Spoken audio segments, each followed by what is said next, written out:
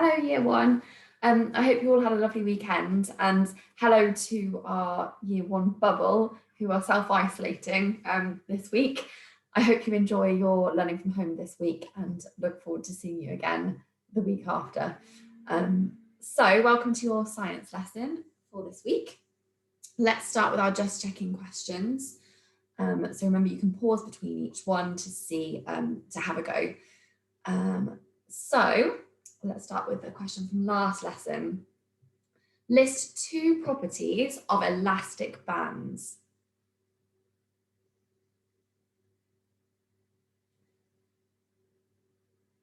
And then question from last unit. Toads and frogs are both examples of amphibians or reptiles.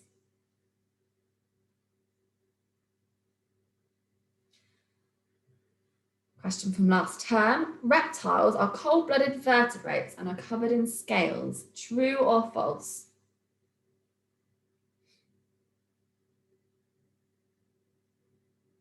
And from last year, if an object floats in water, that means it A, rests on the surface, or B, goes down below the surface.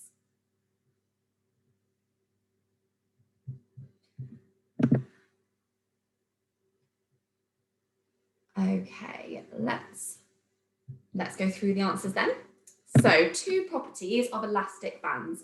There are a few different ones, but I'm just going to write a couple of them down. So probably the most obvious one that hopefully you got is stretchy, one of the most important properties of elastic bands.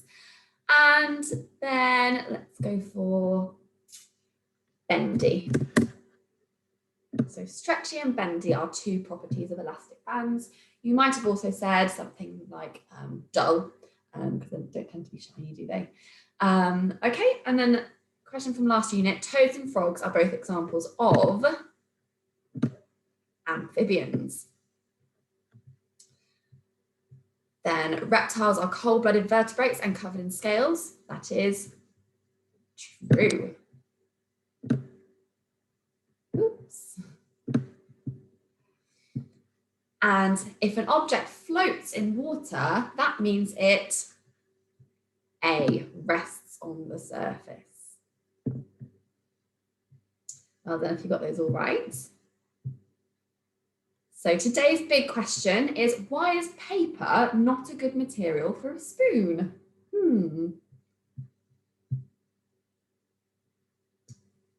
So just have a think about that question for a minute. You don't need to be able to answer it now, but hopefully you'll be able to answer it by the end of the lesson. And our learning objective today is to describe why some materials suit certain objects better than others. And our success criteria: identify an object, identify the material that it could be made from. So these are a few of our materials that we've talked about.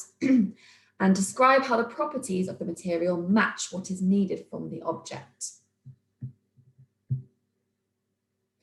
So we've got a little video to watch about our powerful scientist, Charles McIntosh. So I'm going to post the link that's on the screen now underneath the video so that you can go and watch that. And it's basically bringing together everything that we've learned so far about Charles McIntosh in a nice little animation. Okay, so here's some of our vocabulary. This is all the different materials, or a few of the different materials we've been learning. So plastic, wood, metal, water, glass, paper, brick, fabric, stone. And then some of our properties that we've been learning. Remember, we've also been learning these in our vocabulary lessons, so that will help us to get really familiar and really confident using them. Let's just go through them. So we have smooth, rough, and bumpy, bendy, stiff, stretchy, waterproof, absorbent, hard, soft, shiny, and dull. Haven't gone through all the definitions because I think we're probably quite confident already. If not, please just pause the screen now to have a read of any of the ones that you're not so sure of.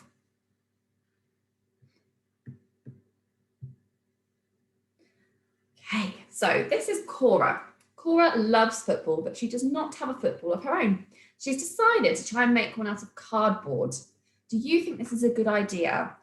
Why or why not? So pause the screen here to talk to someone or just have a think about why you think, if you think this is a good idea, and if you do, why? If you don't, why not?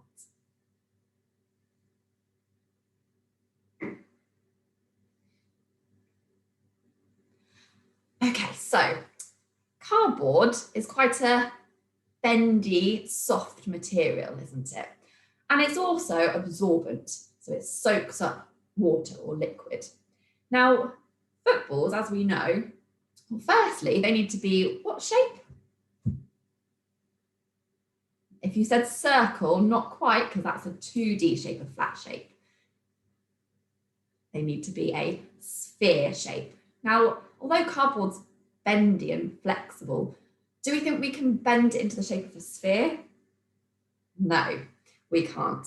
So that's going to be a problem because we need footballs to be spherical so that they can roll on the ground, don't we? They also need to be quite hard and stiff so that they don't bend when you try and kick them. And think about the weather we have. Is it always dry outside? No, quite a lot of the time in this country it rains, doesn't it? So it needs to be waterproof, otherwise it will just soak up all the rainwater. So no, cardboard's not going to be much good for that. So different materials have different properties, as we know, and some are more suited to some purposes than others. For example, well, we had the football example just now, not being suited to cardboard for those reasons we've talked about. But another example is it's no use making an object that needs to be hard and smooth. Well, we could say like a football again, from a material that's soft and fluffy. So think about what your teddies are made out of. Could we make a football out of those materials? Not really. It wouldn't work, would it? So why do you think lots of houses are made of brick? Let's pause the screen here to have a think about the properties.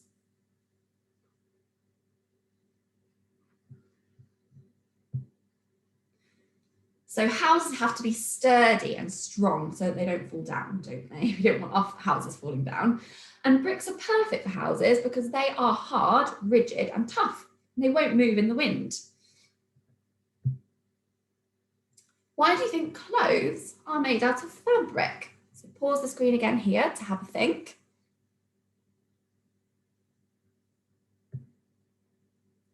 So clothes have to be comfortable and they have to let us move.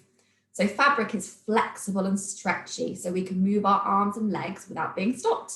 If clothes were made out of wood or stone, it'd be very difficult to move, wouldn't it? Why do you think lots of tables are made out of wood? So again, pause the screen here to think about the properties of wood.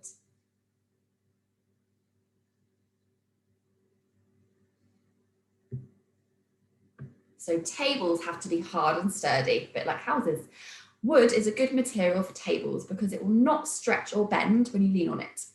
And wood is also lighter than stone, so that's why we wouldn't make tables out of stones. And it's also lighter than glass and usually much cheaper as well. And imagine trying to eat your dinner off a table made of elastic or cotton wool. Wouldn't be much use at all, would it? So now we're on to our activity. So this activity, the sheet, if you want to print it off, is saved to Teams in our science folder. If you aren't able to do that, then you can just pause the screen here to have a little read of the sentences. And what we're doing is choosing from the list of words to complete these sentences. And you won't need all the words, so choose your words carefully, especially when you get to the bottom of the sheet. So there's a few sentences here.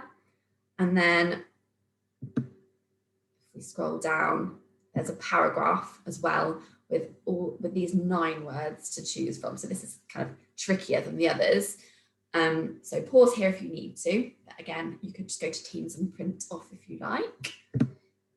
And then as a next step, we've got some questions for you to answer.